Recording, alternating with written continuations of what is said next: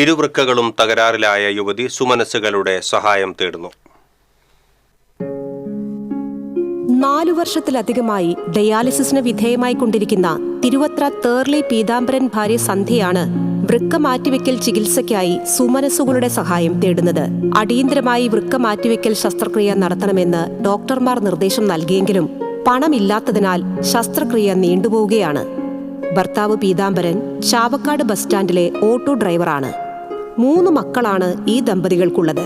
Peethambaran auto ഓടിച്ചു കിട്ടുന്ന തുച്ഛമായ വരുമാനം കൊണ്ടാണ് കുടുംബം മുന്നോട്ടു പോകുന്നത്.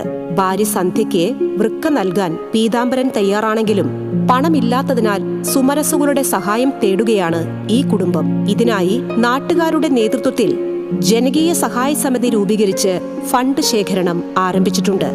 സന്ധ്യ കിഡ്നി രോഗിയായി എന്നറിഞ്ഞപ്പോൾ പീതാംബരൻ തന്റെ ശരീരത്തിലൊരു വൃക്ക സന്ധ്യയ്ക്ക് കൊടുത്ത് ജീവിതത്തിലേക്ക് തിരിച്ചു കൊണ്ടുവരികയാണ്.